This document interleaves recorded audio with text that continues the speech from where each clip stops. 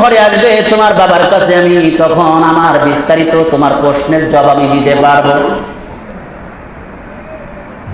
এবার কিছুক্ষণ পরে আবু বকর আসছে, আসমা বৃদ্ধ লোকে খাবার দিয়ে বসে এরকম দাঁড়ায় আছে। একটু খেয়াল করে শুনি দোস্ত, বৃদ্ধ লোকটারে খাবার দিয়ে আসমা দাঁড়া আছে। আবু বকর ঘরের মধ্যে এসে তাকায় দেখেন উঠানের সাইডে একটা বৃদ্ধ লোক দেখা যায় খাবার খায়। আসমা কই রে? আসমা তো ওইখানে দাঁড়ানো। আগে গিয়া ডেকে বলে, আসমা রে, তুমি এভাবে লোকটা বৃদ্ধ লোকের কাছে দাঁড়া আছো কেন? বাবা, এক নম্বর কারণ হইল লোকটা অন্য কোথাও যায় না, প্রত্যেক দিন আমাদের বাসায় ভিক্ষা করার জন্য আসে। অন্য লোক এলাকা নাকি চেনে না। আমি প্রশ্ন করেছি, আপনি কোথা থেকে আসছেন? বলে আফ্রিকা থেকে আসছি। আমি বললাম, আপনার হাত ভাঙলা কেন, পা ভাঙলা কেন, আপনার চক্ষু নষ্ট কেন, আপনি কানে শোনেন না, দুর্বল, আপনি এত কালো, আপনি এত দুর্বল, আপনি এত, এগুলো কারণ কি? এই কারণগুলো বলবেন। তখন ডেকে বলে, না তোমার কাছে বলবো না, তোমার বাবা যখন আসবে তোমার বাবার কাছে বলবো। ও বাবা, তাহলে তাকে প্রশ্ন করে তার হাতটা ভাঙলা কেন, তার পাটা ভাঙলা কেন, চোখটা উপড়ানো কেন, কানে কম শোনে, লোকটা অত্যন্ত দুর্বল, এত দুর্বল লোকটা অন্য জায়গা ভিক্ষা করার জন্য যায় না, শুধুমাত্র কেবলমাত্র আমাদের মহল্লায় ভিক্ষা করে এবং কি আমাদের বাড়িতে প্রত্যেক দিন আসে, প্রত্যেক দিন খাবার চায়, প্রত্যেক দিন আমি অনুদান দেই। সুবহানাল্লাহ।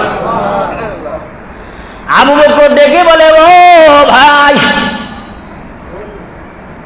আমার মেয়ে যা বলেছে তা সত্য? কয়, হ্যাঁ সত্য। তবে প্রশ্ন করলে উত্তর আপনারে দিতে পারবো না। ভাই কেন আমার উত্তর দিবেন না? আপনার হাত ভাঙছে কেন, পা ভাঙছে কেন, আপনার চোখটা কেন পুরানো, চোখটা নষ্ট কেন, আপনি দুর্বল কেন, কানে শোনেন না, এতগুলো ত্রুটি, এতগুলো ত্রুটি কারণটা কি বলবেন নি? বলেন দোস্ত, আপনার কাছে বলা যাইব না। কেন বলা যাইব না? বলে এই কাজটা, এই সব প্রশ্নের উত্তর তোমাদের নবী মুহাম্মাদের কাছে বলবো, এছাড়া কারো কাছে বলা যাবে না। বলে আমার সিকিউরিটি না দিলে আমি বলতে পারবো না। আবু বকর ডেকে বলেন, ও ভাই, তাহলে কি তুমি চরম ধরনের অপরাধী নাকি? তাহলে কি তুমি বড় ধরনের অপরাধী? বলে হ্যাঁ, আমি বড় ধরনের অপরাধী, আমার জীবনে বড় একটা অপরাধ করে বসছি। তবে এই সব প্রশ্নের উত্তর তোমার কাছে আমি দিতে পারবো না। চলো যাই মুহাম্মাদের কাছে, আমাকে নিয়ে চলো। সুবহানাল্লাহ, সুবহানাল্লাহ।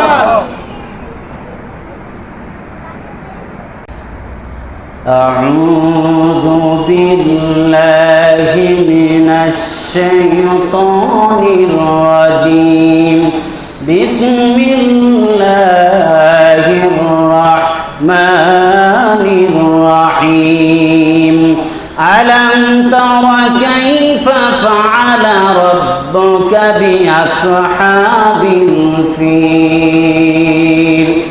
আল্লাহ তাআলা বলেন, হে নবী, হে মুহাম্মদ, আলাম তারা, আপনি কি দেখেন নাই, কাইফা ফাআলা, কেমন করেছেন, রব্বুকা, আপনার রব, বিআসহাবিল ফিল, হস্তি বাহিনীদের সাথে, অর্থাৎ আপনার রব, আপনার পালনকর্তা হস্তি বাহিনীর সাথে কেমন ব্যবহারটা করেছে আপনি কি দেখেন নাই?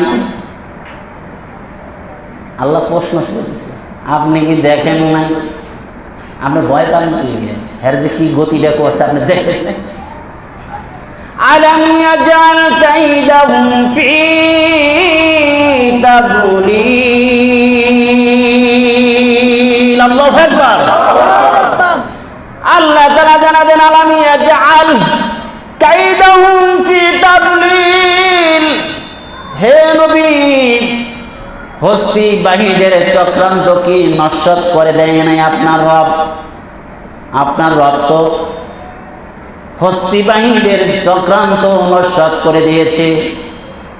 আপনি ভয় পান কেন? আপনি যদি একা মনে করেন আপনার সাথে আছে আপনার রব, আমি তো আপনার দুনিয়ায় পাঠাইছি, মুক্কার জগতে আমি পাঠাইছি। মুক্কার যত বড় বড় লিডাররা আপনার শত্রু হোক না কেন, যত বড় বড় চোখ রাঙায় কথা বলুক না কেন, যত বড় ক্ষমতার বাহাদুরি দেখাক না কেন, সকালবেলা রাতশাহ ফকির বেলা, বিকাল বেলার ফকির, আমি তো এমন ব্যবসা যার কোনো ব্যবসায়ের মধ্যে কমতি নাই, যার ব্যবসায়ের মধ্যে কোনো কি নাই, খাদ নাই, কারো শরণাপন্ন হতে হয় না দুনিয়ার বাচ্চারা। আরে ফোর্সের উপরে, বিভিন্ন বাহিনীর উপরে তারা স্বনির্ভর। আমার ভাইরা স্বনির্ভর না, অর্থাৎ পরনির্ভর। কোন বাহিনী যদি বেগে বসে, যদি একটু বলে চললো না, তাহলে হেলিকপ্টার নিয়ে তাহলে অন্য দেশে যাইতে হয়। জোরে বলেন ঠিক কি ঠিক? আমার ভাইয়া, আল্লাহ বুঝা দেন, যত বড় তুমি বাহাদুর হও না কেন, জুলুম করতে করতে চূড়ান্ত পর্যায়ে যখন পৌঁছে যাবে রে, আমি আল্লাহ তাআলা যখন ধরব, দেখবা এমন একটা ছোট্ট ল্যাংড়া মশা দিয়া যেরকম ভাবে নমরুদরে আমি খতম করেছি, যেরকম ভাবে পানির মধ্যে চুবাইয়া চুবাইয়া আমি ফিরাউনরে মারলাম। আমরা এত ক্ষমতা আর দাপট, এত বড় শক্তিশালী নেতা, আমি আল্লাহ তাআলা কি করলাম, মুহূর্তের মধ্যে 60,000 সোলজার সহ সব মুহূর্তের মধ্যে আমি বিদায় করে দিলাম। হ্যাঁ নবী, ভয় পাবেন না আপনি। وَأَرْسَلَ عَلَيْهِمْ طَيْرًا أَبَابِيلَ।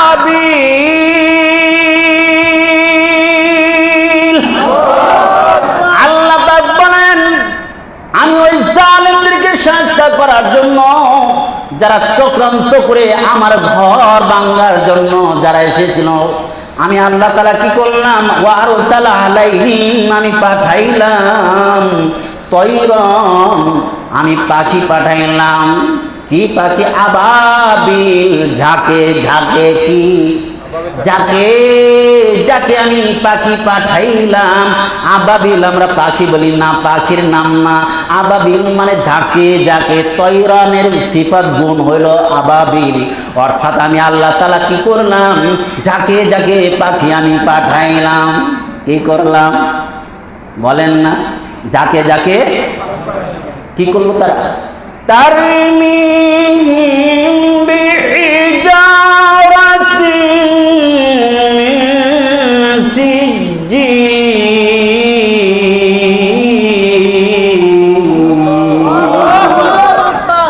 ওরা এসে গেছে, ওদের লগে ছোট ছোট গুলি ছিল, ঠোঁটের মধ্যে একটা গুলি, পায়ে দুইটা গুলি। তারমিহিম, ওই যে রমি জামার করে না, হজে গেলে পাথর নিক্ষেপ করে, তারমিহিম পাথর নিক্ষেপ করে, বিহিজারাতিন পাথর নিক্ষেপ করে, প্রত্যেকেই মিন সিজ্জিল, মাটির পুরানো ছোট ছোট গুলি পাথর। এগুলো প্রত্যেকটা পাখির কাছে 3টা করে। কয়টা করে? 3টা করে ফেলছে। বলেন দেখি, উপর থেকে ফেললে ছোট্ট একটা, তাফসীর কিতাবের মধ্যে আছে সোনা বুটের চেয়ে ছোট, গমের চেয়ে একটু বড়। বলেন এতটুকু একটা পাথর যদি উপর থেকে ফেলে, তাহলে কি মানুষটা একবার ভেদ কইরা, হাতিটা ভেদ কইরা নিচে চলে যাব?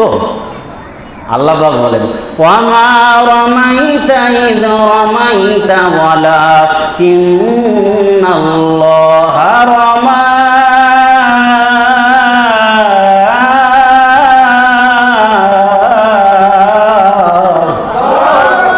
নবীরে বেরি কাট দিছে, নেমরি মাইরা লাইব, আউজেল সব। আল্লাহ রসুল বলে, আলী তুমি আমার সিটে শুয়ে পড়ো। আল্লাহ রসুল বলে, আলী ডেকে বলে, আর রসুল আল্লাহ আপনার চাদরটা তাহলে দিতে আমার ডাইকে দিয়ে দিব।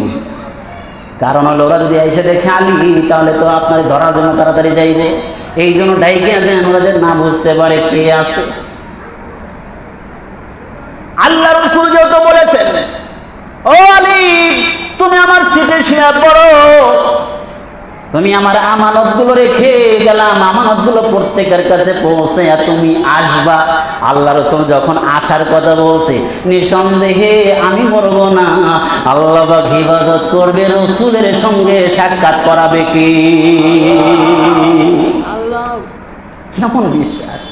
জানে তো আজকে যে লোকগুলো ঢুকে একবার আক্রমণ করবে, লোকগুলো ঢুকেছে, আগে ঢোকে নাই, সারা রাত ব্যারিকেড দিয়ে আছে, কিরে সকাল হয় তার খবর নাই। ঘরে ঢুকে দেখে আলী রাদিয়াল্লাহু আনহু। আল্লাহ রাসূল কি করছেন? হাতে কিছু বালি নিয়ে সূরা ইয়াসিনের কয়েকটা আয়াত করে নিক্ষেপ করছে, নিক্ষেপ করে চলে গেছে। আল্লাহ পাক বলেন, ও নবী, ওই জায়গায় করলাম, ওমা রমাইতা ইদ রমাইতা ওয়ালাকিন্নাল্লাহ রমা। হে নবী, আপনি যখন বালিগুলো ফু দিয়ে আপনি নিক্ষেপ করেছিলেন, আপনি মনে করেছেন আপনি নিক্ষেপ করেছেন, না না, আপনি নিক্ষেপ করলে 1 থেকে 2 হাত অথবা 4 হাত 5 হাত যাবে বালি, এর বেশি যাবে না। কিন্তু আপনি যখন বালিগুলো নিক্ষেপ করেছেন, আমি আল্লাহ তাআলা কুদরত দিয়ে হাতে দইরা দইরা বালিগুলো কাফেরদের চোখের মধ্যে পৌঁছায় দিয়েছেন কে? আল্লাহ বলেন, বালিগুলো আমি যখন কাফের বেঈমানদের চোখের মধ্যে ধইরা ধইরা পৌঁছায় দিলাম, মুহূর্তের মধ্যে লোকগুলো যেন কানা হয়ে গেছে, এখন চোখ ডলে। আল্লাহ রাসূলদের কাজ দিয়ে হেঁটে হেঁটে যায়, কেউ ধরতে পারে নাই কাজ করেছেন কে?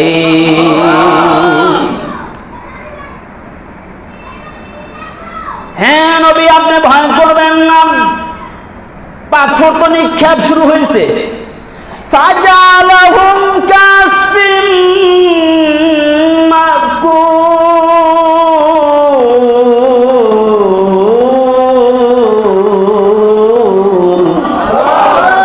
আল্লাহ তাআলা জানান, যখন পাথরগুলো পাখিতে নিক্ষেপ করেছে, পায়ের থেকে নিক্ষেপ করেছে, মুখের থেকে নিক্ষেপ করেছে, এমন পাওয়ার দিয়ে দিয়েছি, এটা এইরকম ছোট ছোট পাথর বাহ্যিক হতে পারে। আমি আল্লাহ তাআলার কুদরত যখন ফিট হয়ে গেছে রে, তখন দেখা গেছে এক একটা পাথরের কঙ্কর কণা এক একটা গুলির চেয়ে পাওয়ার শক্তিশালী হইয়া মাথা দিয়ে ঢুকছে, আর নিচ দিয়া বের হইয়া হাতি বেদ করে একবারে জমিনে ঢুকে গেছে। নবী হে, আপনি দেখেন নাই ঘটনাটা?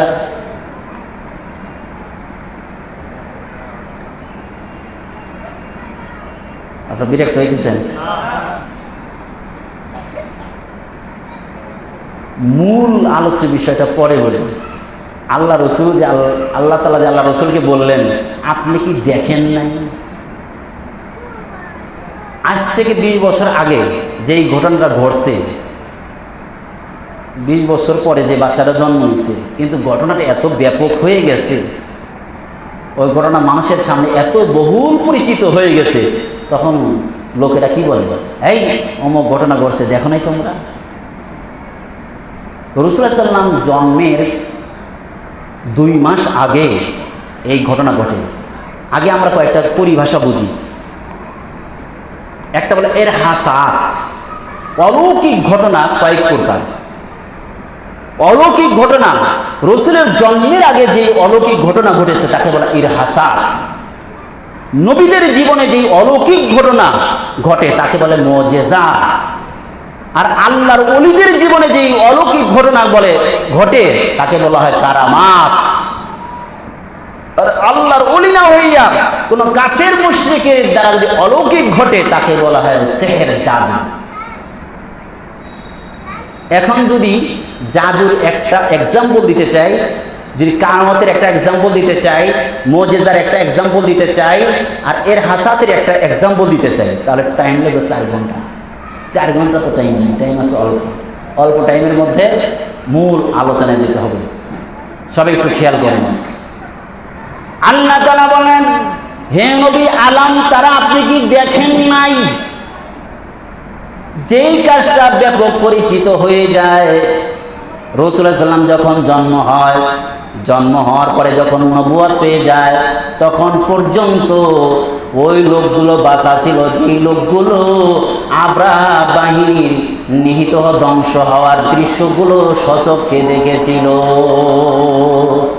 এই জন্য আল্লাহ জানান, হে নবী আপনি কি দেখেন নাই?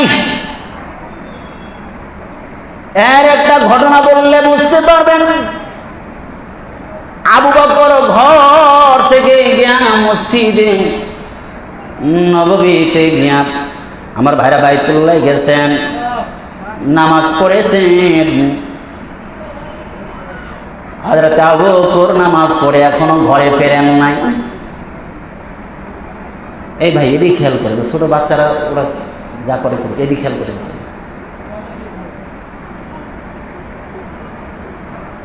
আবু বকরের মেয়ে ছিল কয়জন? দুইজন। একজন নাম হলো আসমা, বড় মেয়ের নাম হলো আসমা। বড় মেয়ে 10 বছর পরে যিনি এটা জন্ম নিয়েছে তার নাম হলো আয়েশা।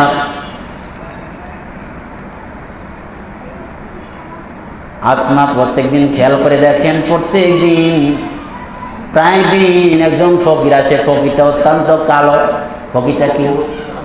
একটু জোরে বলেন। কি কালো, একদম নিগ্র আর সুন্দর একজন ফকির প্রত্যেক দিন বাসায় এসে ডেকে বলে, মা কিছু খাবার দেবানি, কিছু দান খারাপ করবানি। আসমা কিছু চাউল গম যা কিছু আটা যা কিছু পারে প্রত্যেক দিন দেয়, খাবারও তাকে দেয়। কিন্তু হঠাৎ করে একদিন চিন্তা করলেন, এই লোকটা প্রত্যেক দিন কেন আসে? কারণ ফকিরদের তার নিয়ম আছে, আসেনি নাই? আজকে যদি এই খানপাড়া ভিক্ষা করে, আগামীকাল যাইবে কাজী মার্কেট, তারপরে দিন যাইবে বারেন্দ্রা, তারপরে দিন যাইবে অন্যদিকে হাতিমারা, এইভাবে ভিক্ষা করে। ঠিক কিনে ঠিক না? সপ্তাহে একবারের বেশি তো আর আসে না, তাই মানুষ বিরক্ত হয়ে যায়। কিন্তু আসমা দেখেন, বৃদ্ধ একজন লোক, যারা হাতটা ভাঙ্গা, পাটা ভাঙ্গা, চোখ নাই, একটা মাত্র চোখ আছে। লোকটা কানে তেমন শোনে না। লোকটা দেখতে একদম কুটকুটে কালো, একদম কালো। লোকটা দুর্বল, বৃদ্ধ লোক, হাঁটি পা করে প্রত্যেক দিন লোকটা কি করে ভিক্ষা করার জন্য আসে। মা কিছু ভিক্ষা দিবানি? আসমা ডেকে বলে, আমি প্রত্যেক দিন লোকটারে আমি ভিক্ষা দিই, তবে আমার সন্দেহ হলো কেন এই লোকটা প্রত্যেক দিন আমাদের বাড়িতে প্রত্যেক দিন ভিক্ষা করার জন্য আসে। একটু জিজ্ঞাসা করতে হবে। আজকে আটকায় ফেলছে, লোকটারে আটকায় ফেলছে, যাবেন না মুরব্বী? আপনার আজকে প্রশ্ন করব, কিছু প্রশ্নের উত্তর দিতে হবে। কেন আপনি প্রত্যেক দিন আমাদের বাড়িতে শুধু ভিক্ষা করার জন্য আসেন? আপনি কি অন্য এলাকা চেনেন না? প্রশ্ন করতেছে। আপনারা দেখতেও আমাদের আরব দেশের লোকের মতো মনে হয় না। এত কালো লোক আমাদের আরব দেশের লোক হতে পারে না। এমন কালো লোক আরব দেশে আমরা দেখি নাই। আর আপনার হাতটা ভাঙ্গা কেন, পাটা ভাঙ্গা কেন, চোখটা একদম উপরে ফেলছে, চোখটা নাই কেন?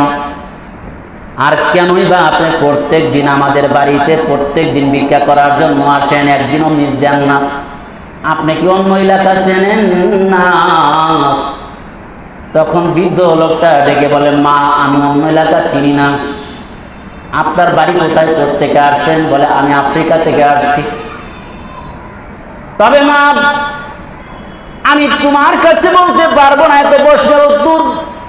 তোমার বাবা যখন ঘরে আসবে, তোমার বাবার কাছে আমি তখন আমার বিস্তারিত তোমার প্রশ্নের জবাব আমি দিতে পারবো। এবার কিছুক্ষণ পরে আবু বকর আসছে। আসমা বৃদ্ধ লোকে খাবার দিয়ে বসে এরকম দাঁড়ায় আছে। একটু খেয়াল করে শুনি দোস্ত, বৃদ্ধ লোকটার খাবার দিয়ে আসমা দাঁড়া আছে। আবু বকর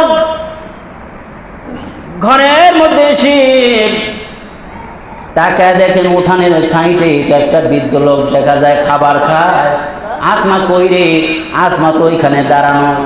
আগে গিয়া ডেকে বলে, আসমা রে তুমি এভাবে লোকটা বৃদ্ধ লোকের কাছে দাঁড়া আছো কেন?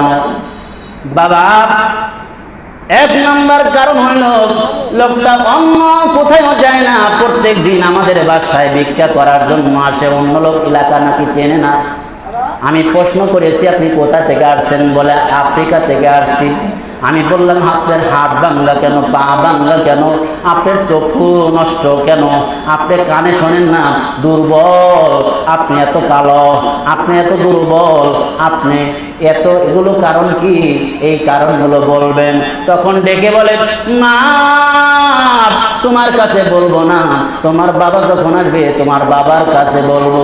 ও বাবা, তাহলে তাকে প্রশ্ন করে তার হাতটা ভাঙলা কেন, তার পাটা ভাঙলা কেন, চোখটা উপড়ানো কেন, কানে কম শোনে, লোকটা অত্যন্ত দুর্বল, এত দুর্বল লোকটা অন্য জায়গায় ভিক্ষা করার জন্য যায় না, শুধুমাত্র কেবলমাত্র আমাদের মহল্লায় ভিক্ষা করে এবং কি আমাদের বাড়িতে প্রত্যেক দিন আসে, প্রত্যেক দিন খাবার চায়, প্রত্যেক দিন আমি অনুদান দেই। সুবহানাল্লাহ। আবু বকর ডেকে বলে, ও ভাই, আমার মেয়ে যা বলেছে তা সত্য? কয়, হ্যাঁ সত্য। তবে প্রশ্ন করলে উত্তর আপনারে দিতে পারবো না। কয়, কেন আমার উত্তর দিবেন না? আপনার হাত ভাঙছে কেন, পা ভাঙছে কেন, আপনার চোখটা কেন ফুরানো, চোখটা নষ্ট কেন, আপনি দুর্বল কেন, কানে শোনেন না, এতগুলো ত্রুটি কারণটা কি বলবেননি? বলে, দোস্ত আপনার কাছে বলা যাইব না। কেন বলা যাইব না? বলে, এই কাজটা, এই সব প্রশ্নের উত্তর তোমাদের নবী মুহাম্মাদের কাছে বলবো, এছাড়া কারো কাছে বলা যাবে না। বলে, আমার সিকিউরিটি না দিলে আমি বলতে পারবো না।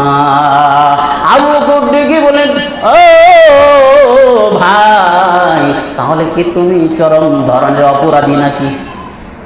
তাহলে কি তুমি বড় ধরনের অপরাধী? বলে, হ্যাঁ আমি বড় ধরনের অপরাধী, আমার জীবনে বড় একটা অপরাধ করে বসছি। তবে এই সব প্রশ্নের উত্তর তোমার কাছে আমি দিতে পারবো না। চলো যাই মুহাম্মাদের কাছে, আমাকে নিয়ে চলো। সুবহানাল্লাহ, সুবহানাল্লাহ।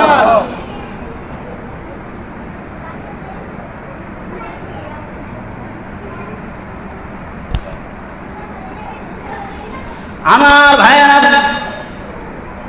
আবু বকর লোকটারে ধরে হাঁটি হাঁটি পা পা করে সুন্দর করে সহজে করে ক্রাম করে নবীজির দরবারে নিয়ে গেলেন।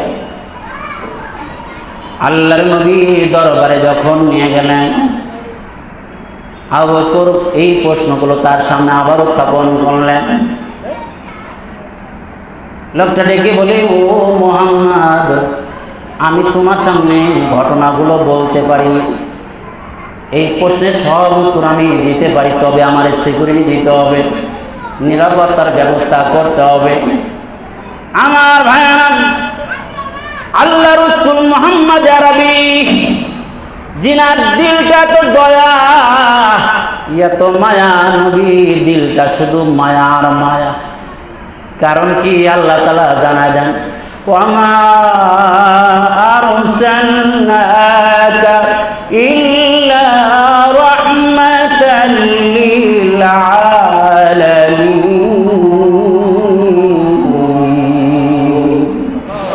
আল্লাহ তাআলা জানায় দেন, আমার নবীরে দয়ার নবী বানায়া পাঠাইছি। আমার খোদাইত্ব যত দূর, আমার নবীর দয়া আর রহমতের বাড়ি দ্বারা তত দূর। সুবহানাল্লাহ। আমার ভাইরা, আল্লাহ তাআলা রব্বুল আলামিন আর আমার নবী রাহমাতাল লিল আলামিন। আল্লাহ হলেন রব্বুল আলামিন, গোটা পৃথিবীর সবকিছু পালনেওয়ালা, আর আমার নবী রাহমাতাল লিল আলামিন, গোটা বিশ্বের জন্য রহমত।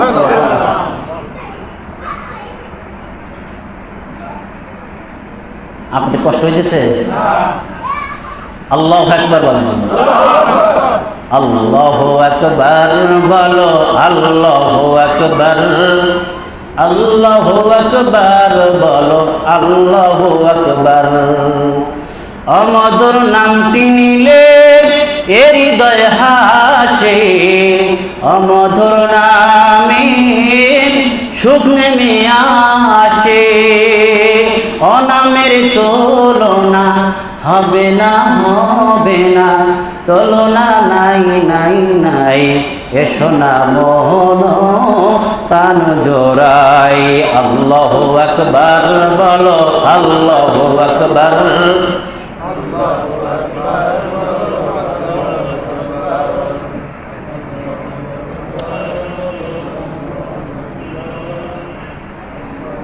আল্লাহ আল্লাহ আল্লাহ। হযরতে আবু বকর কোথায় নিয়ে গেলেন? রাসূলুল্লাহ সাল্লাল্লাহু আলাইহি ওয়াসাল্লামের দরবার নিয়ে গেলেন। যাওয়ার পরে, এই তুমি কি হয়েছে বলো দেখি, কোথা থেকে আসছো, এরকম কেন, তোমার এই অবস্থা কেন? বলে, ইয়া রাসূলুল্লাহ, আমাকে নিরাপত্তা দিতে হবে আগে। যদি নিরাপত্তা দেন তাহলে আমি বলতে পারবো, নিরাপত্তা না দিলে তাহলে আমি বলবো না। ঠিক আছে, নিরাপত্তা দিলাম, বলো দেখি। লোকটা ডেকে বলেন, ইয়া রাসূলুল্লাহ, ইয়া হাবিবাল্লাহ, আপনি কি শুনেছেন হস্তি বাহিনীর কাহিনী? আল্লাহ রাসূল ডেকে বলে, শুনবো কেন, আমার উপরে সূরাই তো নাযিল হয়েছে। আল্লাহু আকবার। আলাম তারা নামে একটা সূরাই তো নাযিল হয়েছে, আল্লাহ তাআলা সূরাই নাযিল করছেন। ইয়া রাসূলুল্লাহ, ওই হস্তি বাহিনীর মধ্যে আমি হতভাগা গোলাম ছিলাম। 13টা উট, 13টা হাতি নিয়ে যখন 60,000 সোলজার নিয়ে আবরাহা বাদশাহ যখন আল্লাহর ঘরকে ধ্বংস করার জন্য এসেছিল, কত হাজার সোলজার? জোরে বলেন। 60,000 সোলজার নিয়ে আবরাহা বাদশাহ 13টা হাতি নিয়ে রওনা করেছে, বাইতুল্লাহকে ধ্বংস করবে। ও দোস্ত, তাহলে একটু পিছনের দিকে যাই। আমার ভাইয়েরা, পুরা আরবের দক্ষিণ সাইডে লাগানো যেই দেশটা তার নাম হল ইয়েমেন, আর আফ্রিকার সাথে লাগানো যেই দেশটা তার নাম হলো কি, ওটাকে বর্তমান ইথিওপিয়া বলে, যার পূর্বের নাম ছিল আবিসিনিয়া। আমার ভাইয়েরা, আবিসিনিয়া আফ্রিকা, এটা বিশাল বড়। ইয়েমেনের প্রায় 6টা দেশের সমান যে রাষ্ট্র, তার নাম হলো আফ্রিকার দেশ। আমার ভাইয়েরা, ইয়েমেনের যে বাদশা ছিল জুনাওয়াজ, এই লোকটা ছিল ইহুদি। ইহুদি সব সময় দুষ্টু প্রকৃতির হয়ে থাকে। ওই ইহুদি কি করেছে, ইয়েমেনের মধ্যে যতগুলো খ্রিস্টান ছিল সকল খ্রিস্টানদেরকে অত্যাচার করে মেরে সব কি করেছে, শেষ করে দিয়েছে। কারণ হলো ওই জামানায় ছিল খ্রিস্টান ধর্ম সচল। আমার ভাইয়েরা, ওই জুনাওয়াজ যখন কি করল, হাজার হাজার ওই জামানার মুসলমানদেরকে, খ্রিস্টানদেরকে যখন হত্যা করে ফেলল, আমার ভাইরা, গোটা পৃথিবী এখনো মুসলমান নিধনে কি চলছে, প্রতিনিয়ত চলছে। আমাদের পার্শ্ববর্তী রাষ্ট্র, ওই রাষ্ট্রের মধ্যেও মুসলমানদের কোনো নিরাপত্তা নাই। আমার ভাইরা, মুসলমানদের রক্ত নিয়ে যারা হোলি খেলা খেলবে, শুনে রেখো, আজ হোক কাল হোক, যেইভাবে শুধু হেলিকপ্টার নেই তুমি বিদায় হইবা, কিন্তু এক সময় দেখবা জুতার মালা গলায় দিয়ে দুনিয়া থেকে বিদায় দিয়ে দিবে কে? আমার ভাইয়েরা, মুসলমানদের সাথে বিরোধিতা করে কেউ টিকতে পারে নাই, আলেমদের সাথে বেয়াদবি করে কেউ টিকতে পারে নাই। আমি মনে করি এটা হইল আল্লামা মামুনুল হক সহ দেশের মধ্যে আমার ভাইয়েরা, বাংলাদেশের যিনি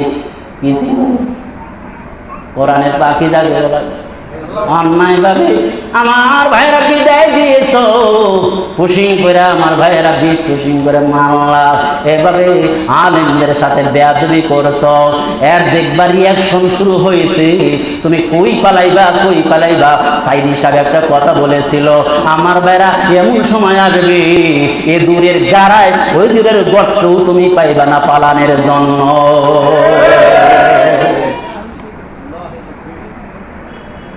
আমার ভাইরা তাই তো আমরা দেখলাম, তাই দেখলাম ও দোস্ত,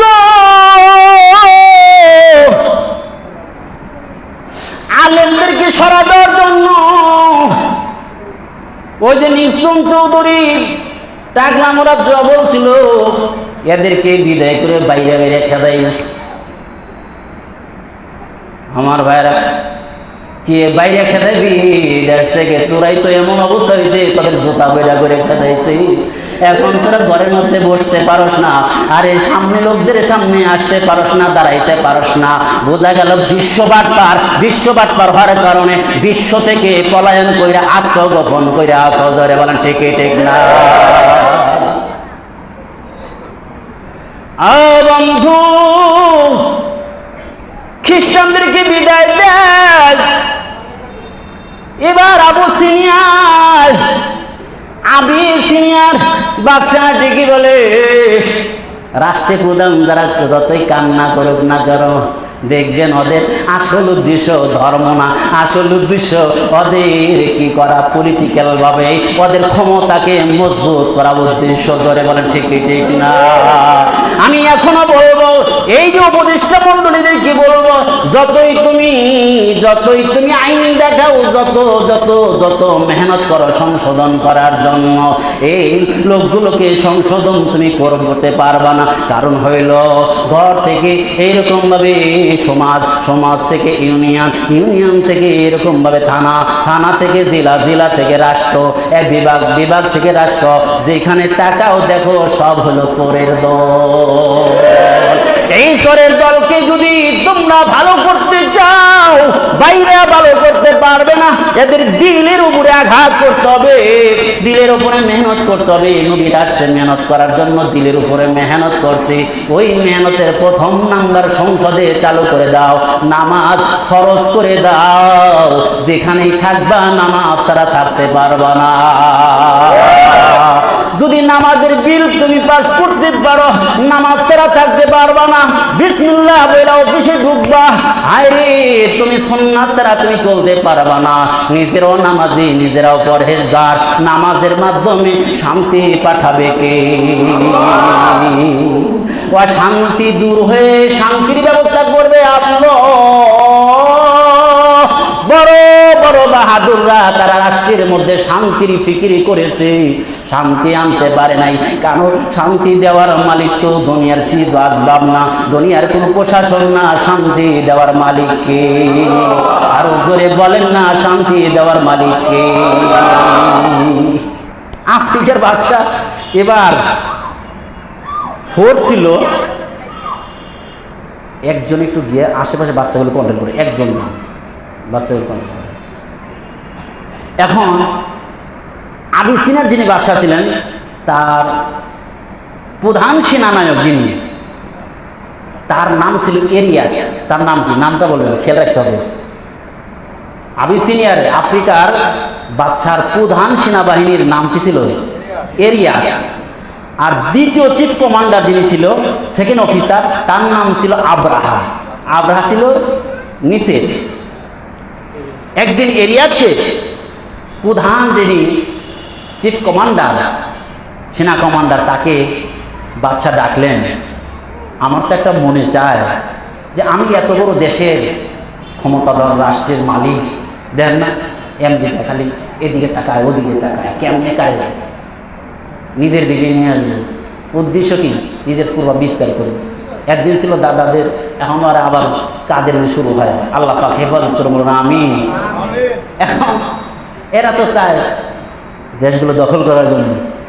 আমার জীবনের আশা তো অনেক মিটাইছো, একটা আশা, এই যে ছোট্ট একটা এমন দেশ, এটা থাকবো কি লেগে, এটা আমার অঙ্গরাজ্য হয়ে যাক, আমার সাথে মিশে যায়, আমার ক্ষমতায় চলে আসে।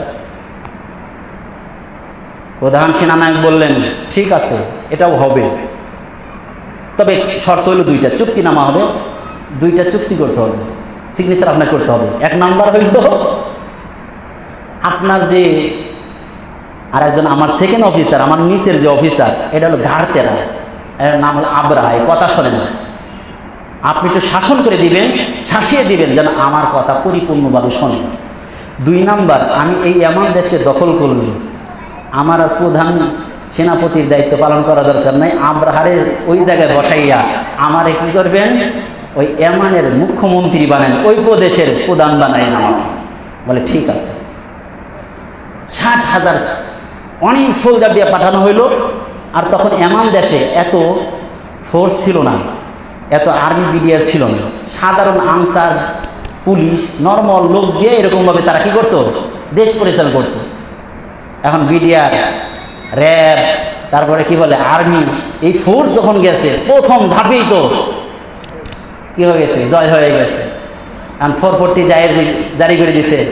হ্যাঁ, এই দেশের মধ্যে কি 3 জন একসাথে চলা যাবে না। এ দেশ কিন্তু তোমাদের আর স্বাধীন নাই, এ দেশ কি হয়ে গেছে, আফ্রিকার দখলে চলে গেছে। স্যার তাহলে আমাকে দিয়ে দেন, আমাকে এই দেশের অঙ্গরাজ্যের প্রধান বানান, মুখ্যমন্ত্রী বানান। তখন আছে, ঠিক আছে তুমি হবে। আবরাহা খবর পেয়ে বলল, স্যার এটা হবে না, কারণ হয়তো কি করে নাই, যুদ্ধ করে নাই, হয়তো খালি অর্ডার দিয়ে বসেছিল। যুদ্ধ করছি আমি ময়দানে, ময়দানে মূল যুদ্ধ করেছি আমি। অতএব যদি ওই দেশের প্রধান মুখ্যমন্ত্রী বানাইতে চান তাহলে আমাকেই বানাইতে হবে, ওকেই প্রধান যে সেনাবাহিনী আছে সেখানেই থাকছে। এখন দুইজনের যখন ঝগড়া লেগে গেছে, মতবিরোধ, এখন কি করবে, বাচ্চা তো বেকায়দা করে দেবে। আবরাহা ডেকে বলে, তাহলে কাজ করেন, যুদ্ধ লাগা দেন দুজনের মাঝে, দুইজন যুদ্ধ করি, যে পাশ করবে তাকে ওই দেশের মুখ্যমন্ত্রী বানাইবেন, আর যে ফেল যাইবে তো মরেই যাইবে, কারণ হলো সরাসরি যুদ্ধ চলবে। দুইজনকে যুদ্ধে লাগা দিচ্ছে, কে বলে, এরিয়া আর একজন আবরাহা। দুইজনের ময়দানের মধ্যে নামায় দিছে, বন্দুক দিয়ে যাও, যুদ্ধ চলো। যুদ্ধ করতে করতে করতে করতে আবরাহা আবার প্রশিক্ষণপ্রাপ্ত ভালো ছিল, প্রথম ফায়ারে এরিয়াতে মাথায় একবারে ঢুকাইয়া এদিক দিয়ে ঢুকে ওই দিক দিয়ে বের হয়ে গেছে।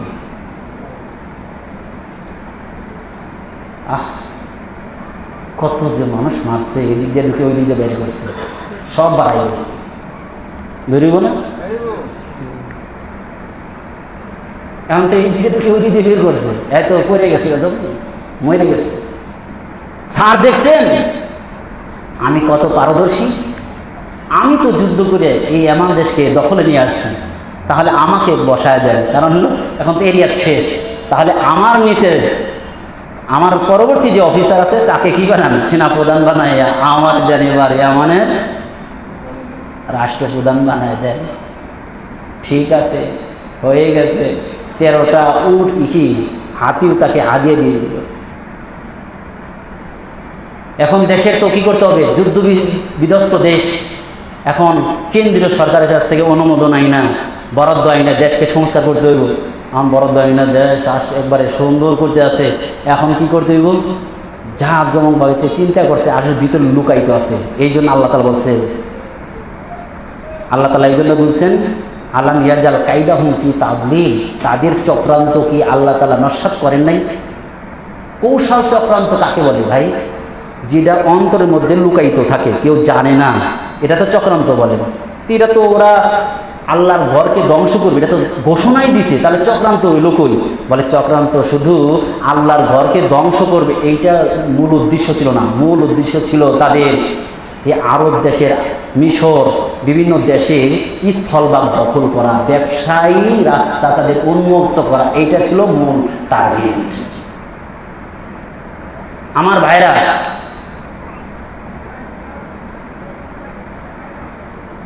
আবরাহা তো এখন ইয়ামানের প্রধান হয়ে গেল। এখন আবরাহা এদিকে খেয়াল করি, আবরাহা এখন চিন্তা করলো কি হজের মৌসুম আসছে, জিল হজের মাসে, কিন্তু লোকরা যায় কই, এই তোমরা কই যাও? তখন তো খ্রিস্টান নাসারাদের ধর্ম সচল, তখন ওইটাই ইসলাম।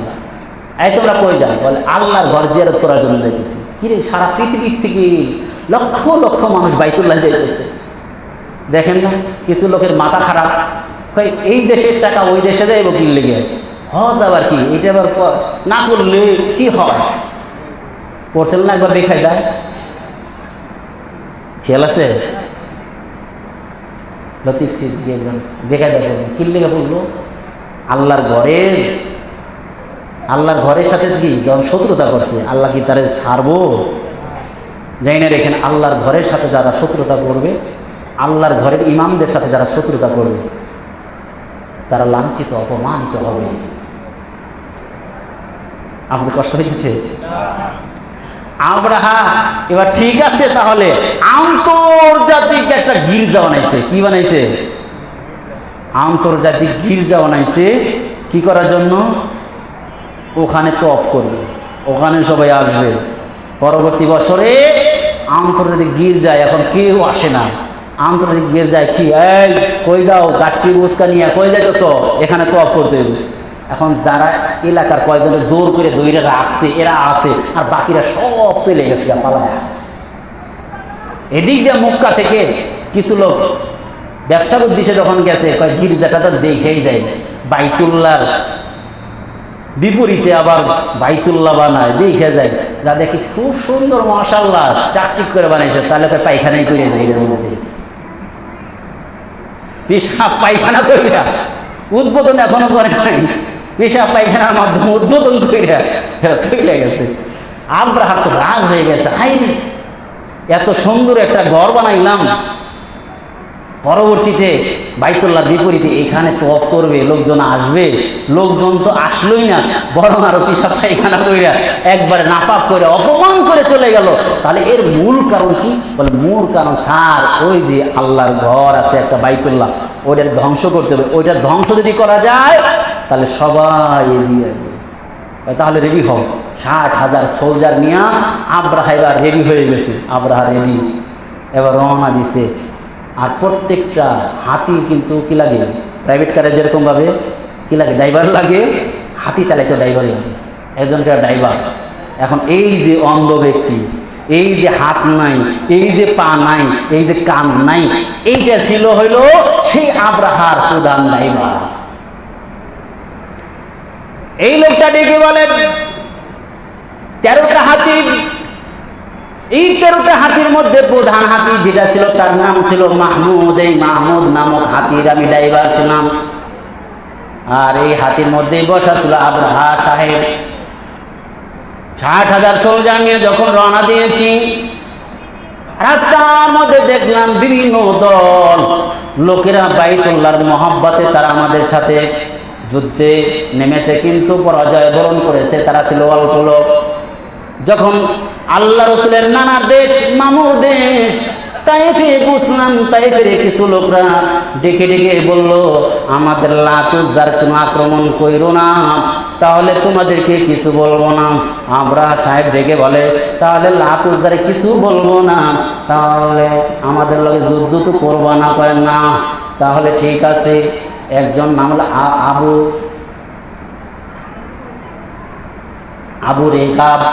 আবু রেগাব নামে একজন লোক ছিল, তাকে পাঠায় দিল, আরে নিয়ে যাও, এদের এই সোলজারগুলো নিয়ে যাও, রাস্তা দেখা যাও।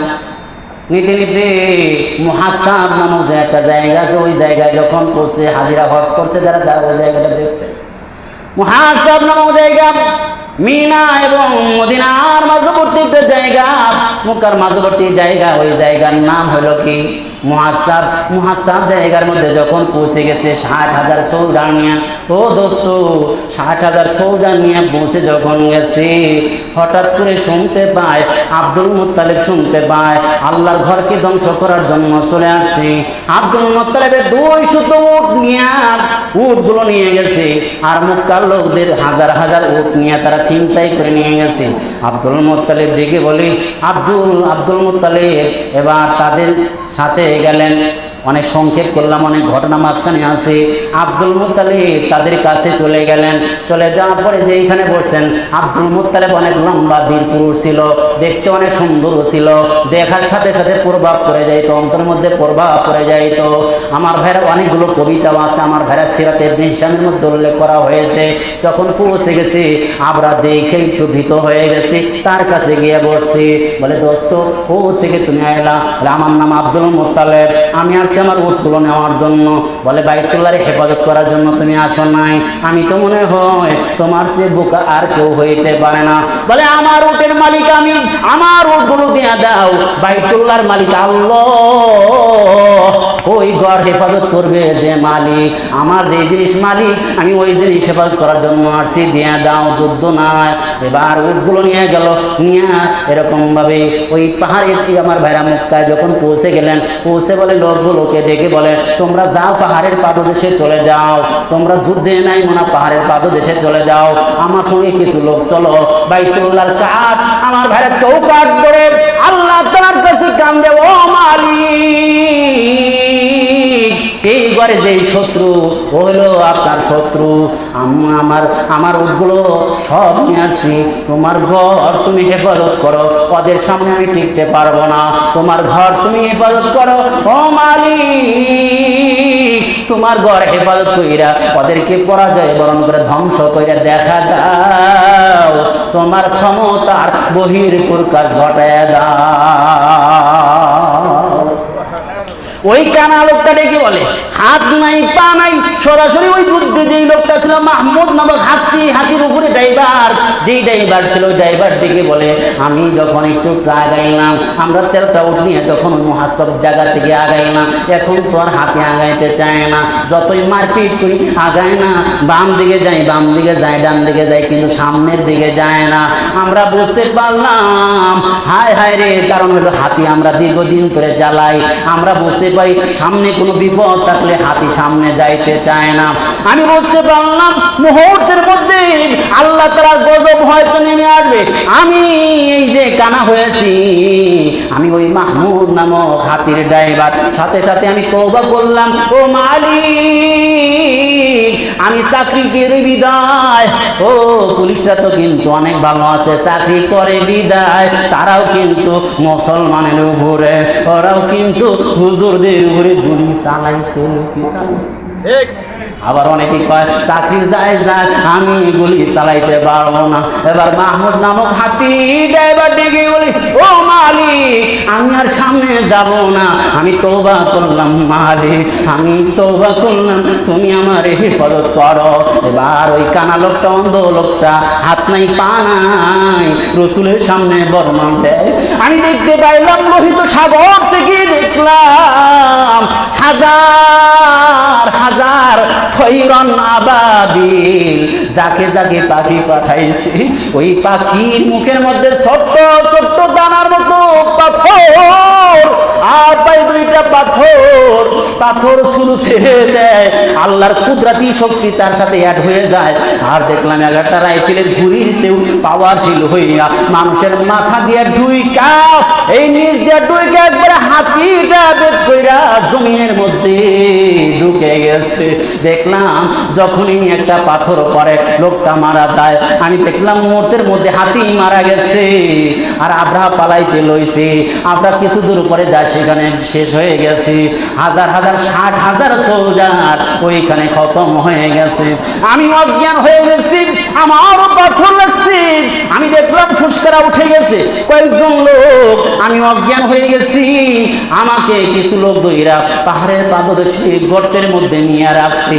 আমি 3 দিন 4 দিন পরে আমার যখন হুঁশ ফিরে আসছে, আমি দেখলাম আর হাত নাই, আমার চোখ নাই, আমার পা নাই, আমি বিকলাঙ্গ হয়ে গেছি। আমি দেখলাম লোক হাজার হাজার লোক মুহাসাবের কাছে, বাইতুল্লাহর কাছে মরা অবস্থায় পড়ে আছি। وأرسل عليهم طيرا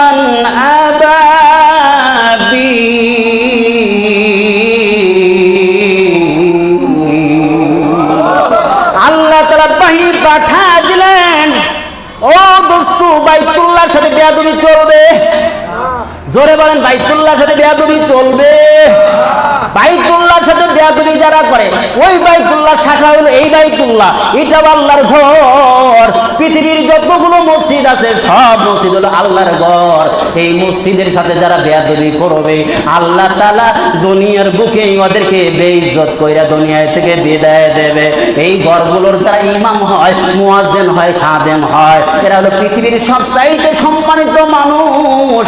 এদের সাথে যারা বিরোধিতা করে, অন্যায়ভাবে যারা শত্রুতা করে, অন্যায়ভাবে তাদেরকে এরকম ভকাঝকা দেওয়ার চেষ্টা করে, অন্যায়ভাবে নিয়ন্ত্রণ করার চেষ্টা করে, অন্যায়ভাবে আঘাত করার চেষ্টা করে, অন্যায়ভাবে শত্রুতা করার চেষ্টা করে, আল্লাহ রাব্বুল আলামিন কিছুদিনের জন্য ছেড়ে দেয়। আল্লাহ তাআলা ছাড় দেন না। যখন ছাড় দেন, ওরা পালানের জায়গা পাওয়া যায় না। কোটি কোটি টাকা ঘরের মধ্যে খুঁজে খুঁজে পাওয়া যায়। বোঝেননি কিছু? আল্লাহর মার, দুনিয়ার ভার। ও দুনিয়ার মানুষ, এই জন্য আল্লাহ তাআলা সাবধান করে দেন, হে নবী আপনি ভয় করেন না। যারা আছে ওরা পারবো না, কারণ হইল নবুয়তের রশিদও আমি আল্লাহ তাআলা রেখে দিয়েছি। আপনারে বানাইছি আমার পিয়ন বানাইয়া, মেসেঞ্জার বানাইয়া, ইঞ্জিনিয়ার প্রশিক্ষণ দেওয়া ইঞ্জিনিয়ার বানাইয়া আমি পাঠিয়ে দিয়েছি। আপনার বিরোধিতা যারাই করবে ওরাই মরবে। আমি আল্লাহ তাআলা একটু ছাড় দিব, সহজে ধরবো না, কিন্তু যখন ধরবো ওইটারে এমন সাইজ করবো গোটা পৃথিবীর জন্য ইব্রতার উপদেশ বানায় রাখবো। আমার ভাইরা, আজান আসবে, এখন আজান হইবে। আজানের পরে আমরা একটু ওযু যাদের দরকার ইনশাল্লাহ ওযু করব। এরপরে ইশারের পরে ইনশাল্লাহ বসে যাব। ইশারের পরে বসে যাব ইনশাল্লাহ। আরও বড় উলামা ইকরাম আছে।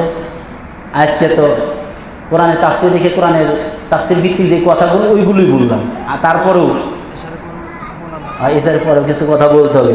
এর মাঝে 1 মিনিট একটা কথা বলে দিই, একটা নুকতা আছে এর মধ্যে। আল্লাহ তাআলা বলছেন আসহাবিল ফিল, বলছেন হাতি হস্তিওয়ালা, মালিকি আসহাব বলেন নাই, অথবা অন্য শব্দ বলেন। আসহাব কেন বললেন? বলে দুইজন যখন সাথী হয়, আসহাব, সাহাবি বলে না? সাহাবির দাম বেশি না রসুলের দাম বেশি? রসুলের দাম বেশি। তাহলে যেই দুইজনের সাথিত্ব গ্রহণ করলে এর মধ্যে যে নিম্নমানের হয় সে হয় সাথী। এর মধ্যে কি হয়? নিম্নমানের যে হয় সে হয় সাথী। আসহাবিল ফিল বলে বুঝাইতে চাইছেন আল্লাহ তাআলা যে ওরা যে ৬০,০০০ সোলজার যারা ছিল, ওরা হাতির থেকেও নিম্নমানের। ওরা কি? হাতির থেকেও নিম্নমানের। কারণ হাতি বুঝলো সামনে যাওয়া যাবে না, তারপরে ওরা সামনে যাওয়ার চেষ্টা করছে আল্লাহর ঘর ভাঙ্গার জন্য। হাতি বুঝলো, ওরা বোঝে নাই। আরে দুনিয়ার মানুষ, আরে যারা আকল আছে ওরা বুঝলো হুজুরদেরকে সম্মান করে, আর ওরা বোঝে নাই। পরে লাস্টে বেইজ্জতের আর সীমা। আল্লাহ বুঝার তৌফিক দান।